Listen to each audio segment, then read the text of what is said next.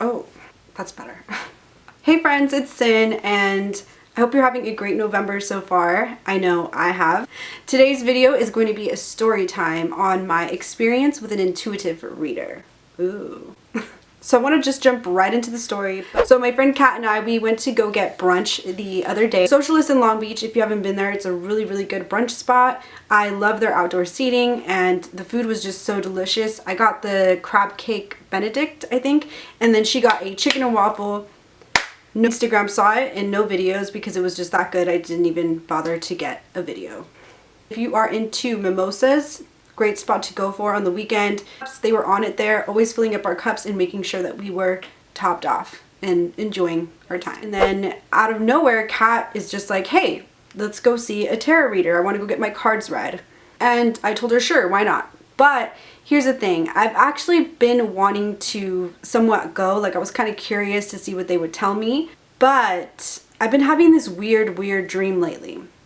In my dream, I go visit a fortune teller or a psychic, you know, and I've had this dream I think 2 or 3 times now, but once I get there, I sit across the table from them and I'm like so stoked. I'm like, yes, all right, tell me what I need to hear. Every single time they're gonna tell me something, they just stare at me and they're like, well, what is it that you need us to tell you?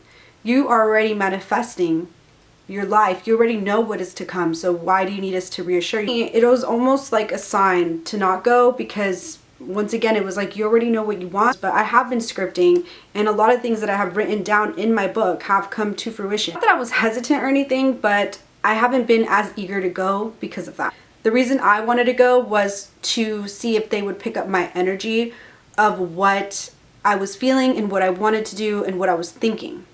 But nonetheless, I tell her, let's go, why not? We go on Yelp and we find Michelle. Tons of reviews that are all 5 stars, and we didn't have an appointment or anything. We just decided, let's go walk in. If it's meant to be, it'll be, and if not, then not a big deal. We'll always go somewhere. We could go somewhere else, or we can make an appointment. So our friend drives us over there, and then next thing you know, we're in her shop. Just like the pictures, super cute, crystals everywhere. Immediately, Kat and I have a really good vibe. We don't feel anything negative. We feel very comfortable being there. She had the 2 cutest Sphinx cats on her couch, and they were just so adorable. I'm not a cat person, but Sphinx, they have my heart. We paid 20 minutes. For 20 minutes, it was $65, and I felt like 20 minutes was a pretty good enough time, like, for her to read us. Actually starts talking about a monk, and I looked at Kat and I was like, Kat, tell her that you met a monk in Bali. And even Michelle was like, oh no, I already knew, and what a coincidence that I never talk about monks and today I'm talking about a monk. That was like the first thing that happened that I was like, whoa, that's pretty cool. And then Kat and I both went to Bali together. I think I need a new camera because it just suddenly stops recording out of nowhere. Where was I? Okay, yeah, so after that, we were petting the kitties and stuff, and then she tells us like, hey, I want to go outside and smoke. Do you guys want to join? I instantly thought like, should I shut the door? Maybe the cats will come out, they're sleeping, but I don't know, maybe the kitties will wake up and then I don't want them to get out. And the shop is on a main street, so I would hate for something to happen to them. So while I'm thinking that, she says, yeah, shut the door because the cats will come out. I looked at her like, and I didn't say anything, but in my head I was like, what? Sitting there while they're smoking and doing their thing. And once again, I'm thinking, okay, I need to go to the restroom. Like, I just had breakfast, I had some mimosas, I drank so much water and coffee, like I need to go to the restroom. And then right away, as I thought that, she goes, yeah, the bathroom's right in there, go straight down to the left.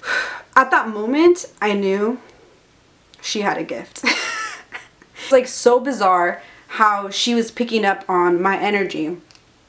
And I remember I got a little nervous because I'm like, oh damn, like she knows. Nervous, I think, because of the fact that I knew why I was there. I wanted to see if she would be able to pick up what I was putting out into the world, and it just made me really nervous. I can't really explain why. I think it was just more so like hearing her say what I was thinking and what I wanted in life. I guess I was afraid to hear her reassurance in a way. So we're there, and I'm sitting there across from her and staring at me, and I'm staring at her, and she tells me, I'm reading you. She's doing her thing, and you guys, the experience with Michelle was amazing. I would even play the audio, but she did talk about my family, so I don't want to put that stuff on here. If it was all just about me, then I would share it with everybody, but right off the bat, she picks up the energy of me moving out. And here's the thing, I've been thinking a lot about moving out lately. I've been living at home for all my life, and the reason why was because I was going to school. I was working full time and going to school and paying for school. I never wanted to put myself in debt because I had the opportunity to stay home. I never had that urge to really like leave, nor was I ever pushed out to leave. I was always comfortable being here and I get along with everybody, so I never felt like I wanted to just get up and go. As I'm getting older, I've been thinking a lot more about getting my own space, being able to work harder to accomplish that, maybe saving more money to get my own spot, etc.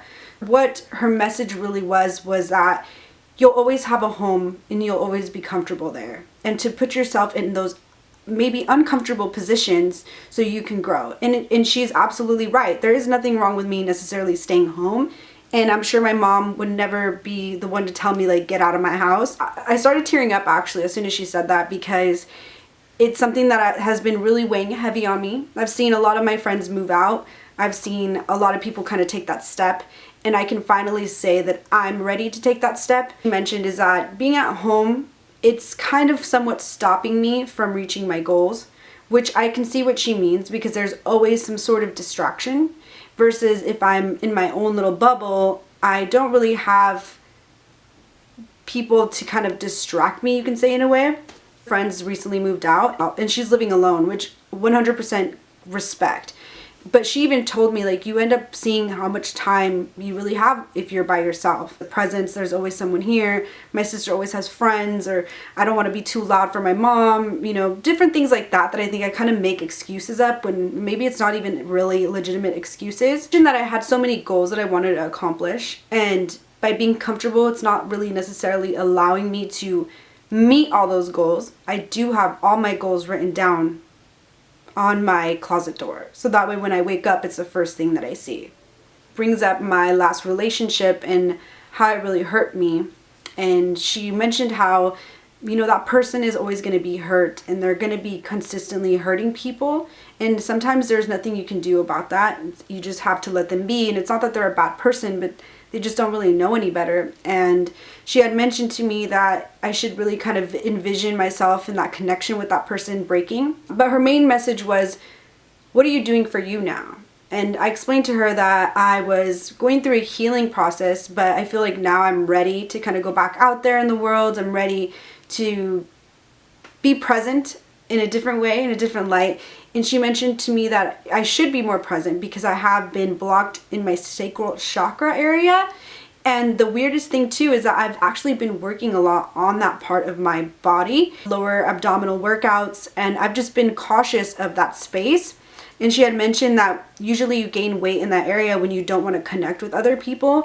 And I can certainly say that I have had like an arm's length with people where I didn't really want to build that connection with anybody because I just wasn't ready. That, you know, even if somebody comes near you and you're not interested, let them know like, hey, I appreciate it, but no thank you. Something that I should learn. That same night I came home and I listened to sacral chakra healing frequency meditation, and I have another story for that. But what she mentioned was that that area is where you kind of hold a lot of resentment and just a lot of emotional baggage in a sense, so you're blocking yourself from connecting with other people. She mentioned that I have been home a lot, and the weird thing is that my friend the other day even asked me like, hey, how come you haven't been around as much? Been at home meditating, I've been healing to see what I want to do and accomplish in my life. And that's what I shared with her, that I needed that time to somewhat heal and to kind of understand where I want to go. I'm ready to bring people in and to give the love that I have to others. The thing that she mentioned to me was about my relationships, and I 100% agree with her on this, is that in the past I would do a lot, doing all these things for somebody, and they weren't reciprocating that. And I didn't recognize at the time that I shouldn't do that. I'm not upset about it because it taught me what I know now, but now I'm much more aware that if the energy is not being reciprocated, I'm not going to go out of my way for somebody who clearly is showing that they're not as interested. I love to travel, and in the past I was known to buy like trips for me and my significant other, but then they would never do that. So it's like, why am I doing that if the other person is not really reciprocating? And maybe it doesn't have to be in that manner, but it's not matched energy. Like if I'm doing that, I expect maybe somewhat of a similar energy to match, and it was never matching. So I wasn't in flow. I picked up like energy from my mom and my sister and her boyfriend, really spot on energy, that I was completely mind blown on that, like completely. She knew. Mentioned my career, and she knows that there's so much passion for me in a certain niche that I have yet to really touch upon. It is something that I've talked about a lot with my coworkers, with my family, and just with myself, like knowing like this is where I want to be, and I'm really working to get there. Even the fact that she used that word niche is so crazy, because like, IO Psych is a very niche study. You're talking about people, psychology, and business together. She also mentioned that she saw like me presenting myself. In my head, I already know what I'm doing passionately, like I'm already there, but it's just having those actions meet that. I was 100% satisfied. I know afterwards, I think Kat and I were both just like, almost like in shock, because she came out and I came out and we were just like not saying anything, but just looking at each other like, wow, we just did that. I think we needed that moment to just let everything sink in. I didn't really know about my future. I didn't really care to know that. I wanted to know right now, what is it that you read from me in my presence? And she got it spot on. And that's exactly what I was trying to go for. I didn't want to go for somebody to tell me, yeah, you're doing this or this or that, because it's like, no, I'm already creating that. Tell me what you feel from me in this present moment. And she did. Completely recommend her if you're into this type of stuff, because it really is eye-opening. So to wrap this video up, I will leave her information down below in the description box. Check her out if you are near Long Beach, or even if you're maybe around the area, because you will not be disappointed. The breakfast spot was good too. Yes, I hope you enjoyed my story time, and I will see you guys in the next video. Happy manifesting and much love. Bye.